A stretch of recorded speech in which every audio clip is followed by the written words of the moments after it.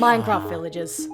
From their interesting deals to their vital role in so many notorious Minecraft worlds, they're pretty useful. Until that happens.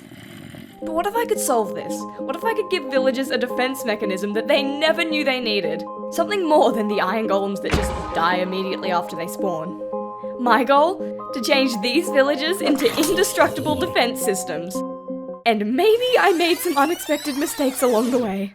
Here's how it happened. Here are my two types of villagers, Test Subject A and Test Subject B. The first one uses good old brute force to defend, hence the name, and the second one uses magic. And no, it's not a knockoff witch, it's a knockoff witch that can fly. And that's exactly what I'm going to code, because this, slowly ascending into the sky, shouldn't be ominous at all, right? Hey, guess what? I made a rocket ship. It's really good, has good architecture, it's very efficient, has about 20 health, maybe 19 because I hit it before it got sent up. Yeah. Thanks for listening to my NASA application. Okay, I fixed it, which is great and all, but I kind of feel like these villagers are just staring into my soul, which is totally cool, just unsettling. Who am I kidding? I made these. I could kill them with a click of a button. Unless they do the stereotypical AI takeover where they destroy the world, in which case we're all done for. Okay, enough of levitating villagers, let's make them shoot some things. So I've got these fireballs, and I feel like it would look really cool if they circled around the villager in a bunch of circle-looking patterns. Circle, you get the point. But that's going to require math, and I'm no mathematics professor, but I'm going to try my best to explain. I'm not explaining it. I did do it though. So here is the lovely, awesome end result that totally didn't take me half a day to do, and I don't hate the way that velocity is calculated in Minecraft or anything, and I totally didn't model a new entity just so I could have a cool animation. Why would you ever assume that? Sorry, something stuck in my throat. Be grateful I didn't show my working, because trust me, it went downhill very quickly. Anyways, I accidentally made it spawn an infinite amount of times, and it looks weirdly mesmerizing. That being said, if I just left this going for an hour per se, and never mind, it crashed. Probably should have seen that coming. For scientific reasons, I need to know exactly how many there are. So far, reporting on the villager, we're sitting at a solid 50 entities, now rising to 80 entities and swiftly dropping down. But in a sudden turn of events, we have hit 245 entities before the crash. Give it up for our final count, ladies and gentlemen. And if I didn't know any better, I'd call that a success. I've decided that I do in fact know better, so I fixed it. Like a commoner. Now that that's done, I'm gonna make this do what all flying witches should and add some good old potions. So here's the potion in question, which I'm calling the death potion, because, well, it's self-explanatory really. But potions are lame, they just kind of get thrown, then flop, then break, and they're not stackable, and they're like a one-use thing. There's no funny glug-glug sound when you throw a potion. And they last for like 2 seconds, and I could go on. So I'm going to make this into a potion that chases down its enemies, because that 100% solves all of the problems I just brought up. Don't think too hard. I like to imagine that this is some artificial intelligence with heat vision that's really smart and totally not just 3 lines of code I have repeating over and over. It's fine, it works, it's good, and I don't need to go into any side rants.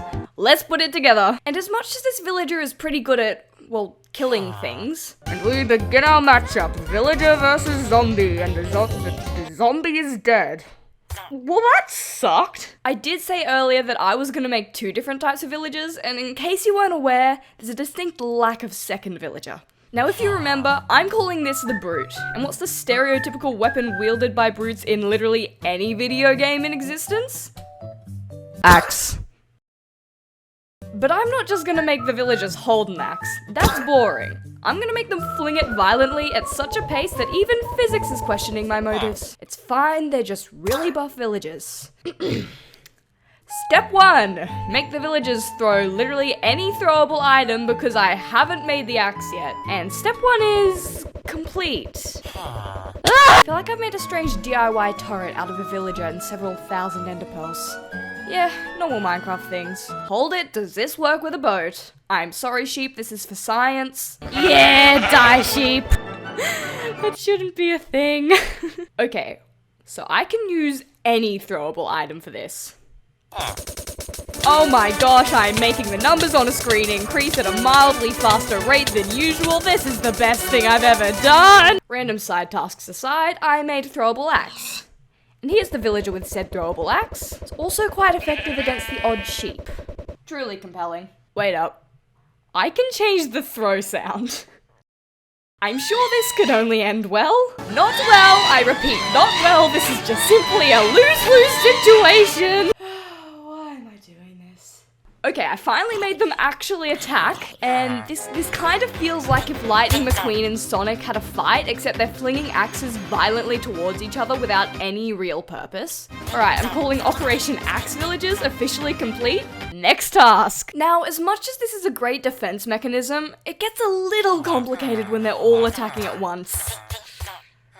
Yeah, which is why I'm coding a way around it. So you know how you can ride a horse? I sure hope you do, it's common knowledge. Well, you can also very easily code it so that you can ride villages, and subsequently, villages that can ride villages. Then villages that can ride villages that are riding villages, and the villages that ride villages. Now this, despite what I said, was a nightmare to code. They didn't even die.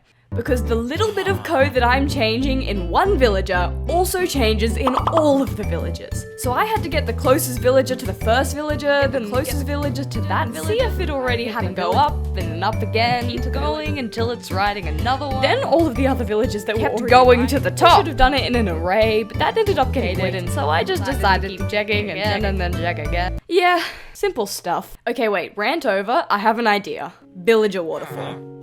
This feels slightly immoral. I can't put my finger on why though. Upon further experimentation, I don't think the villagers approve of my waterfall. They have not only rejected the waterfall idea, but also the entire concept of gravity. Which is fun. If this was a normal video, then I would probably question why I can't hit them. But I think we're well past the point of return on that. And just like that, they're gone. What is happening? There may still be some issues, but listen, I've never seen your totem pole successfully kill a mass horde of zombies. And as they descend gracefully, my leaning tower of villagers that flings axes for some reason is officially complete. Now that the brood villagers are done, I made a cannon. Wait, no, that's not... I made a cannon that's a bit more appropriately sized. Now this is no ordinary cannon, it's a cannon for villagers. And what's the ammunition? Villagers. It's a villager cannon that shoots villagers. I'm starting to question the morality behind this. Never mind, this is awesome. So it turns out it shoots the villager, and the villager just keeps going. Forever. And as much as I think this is way funnier, I should probably change it. I did the calculations wrong, and it's just gone. I wonder how high it can go. To the galaxy and beyond. Oh no. Okay, that is enough. I want to code normal things again. There we go. Okay, now I need to make it explode. No! I missed. Hold up. Give me a second. 1 second. What an explosion. I may have accidentally changed a line of code that I shouldn't have, and also accidentally made Minecraft play in 2 times. How do I do these things? My coding abilities may be questionable, but hey! Look how awesome my brutes look in 2 times. Now that I've coded these, we need to test which is the better villager, because I didn't spend 2 months coding these just to not have an epic montage. So I'm spawning 10 of each mob to face up against our... villagers. Yeah, let's spawn more, that was just bad. I'm gonna do my best announcer's voice for this one. Welcome back to the annual Villager Games, where we put stupidly powerful villagers against regular mobs that probably didn't sign up to be here. Here we are with round 1, where 100 zombies are facing 100 villagers. And immediately we can see the advantage of being able to fly when fighting a horde of zombies, because last time I checked, zombies can't fly.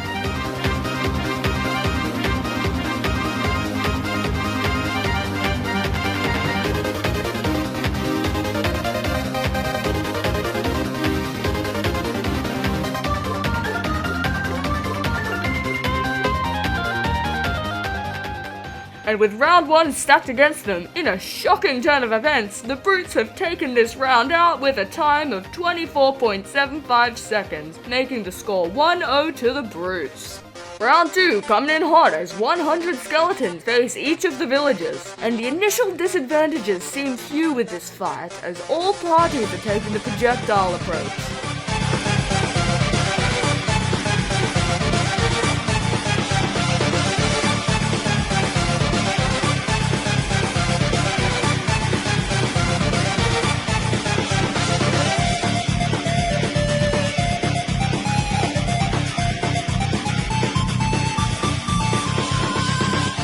With our second round concluding, I think the competitiveness of these games should be acknowledged as our results come in with a 0.29 second difference, giving the mages their first point. And for round 3, we have snow golems? Alright, who put these on the roster? Well, not much to commentate on this one. The brutes won. By like a lot. Due to potentially unconventional practices? Listen, it's not my fault that the snow golems just happened to make the mage crash immediately. Okay, maybe it's my fault, but that's not the score is 2-1 to the brutes as we enter round 4, the hardest challenge our villagers will be facing. For this round, the competitors will be put up against a wither for the ultimate test of strength and determination.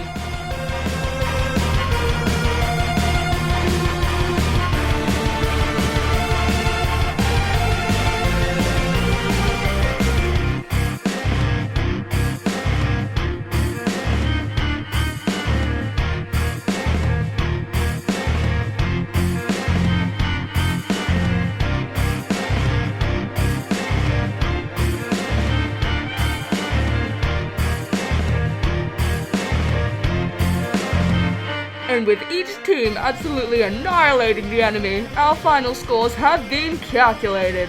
And the winner of the annual Villager Games is... Undecided. We have a tie, and I think there's only one way we can break it. With one simple press of a button, villagers from all over the world charge to fight their villager counterparts. I had started an all-out villager war.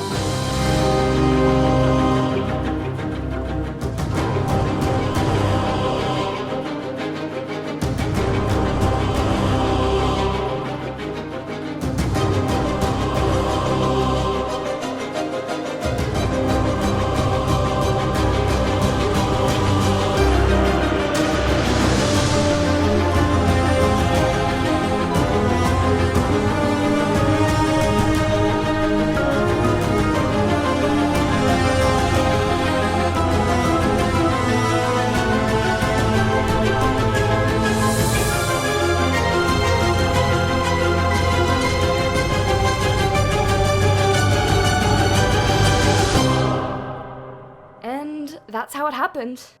One single brute villager remains. And I guess with that, we can conclude that the brute is the best villager. But at the end of it all, I'm not sure if I ended up succeeding in what I set out to do 2 full months ago. I wanted to give the villagers a defense mechanism, not for the offensive reasons that we ended up with. And clearly, after putting these villagers into a Minecraft world, causes nothing but more destruction. Or maybe this is a stupid video with a stupid concept and a melodramatic ending. I guess you can decide that one.